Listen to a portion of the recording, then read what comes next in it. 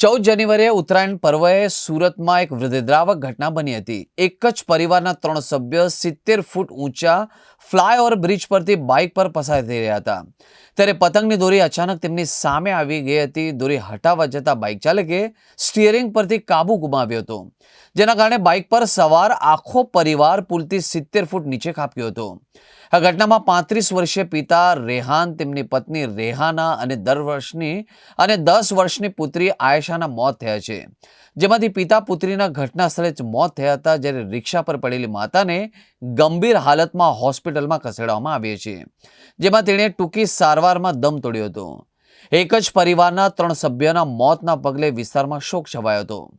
ચાલુ બાઇકે દોરી હટાવતી વખતે વાહનનું સંતુલન બગડી ગયું હતું અને વાહન પુલના ડિવાઈડર સાથે અથડાયું હતું।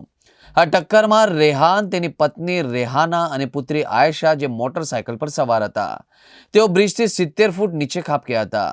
નીચે પટકવાથી રેહાન અને તેમની પુત્રી આયેશાના ઘટના સ્થળે જ મૃત્યુ થયા હતા, જ્યારે પત્ની રેહાના બ્રિજ નીચે પાર્ક કરેલી ઓટો રિક્ષા પર પડી ગઈ હતી, જેના કારણે તેને ગંભીર ઇજાઓ થઈ હતી। સ્થળે પિતા અને પુત્રીના લોહીના રેલો રેલા નીકળ્યા હતા।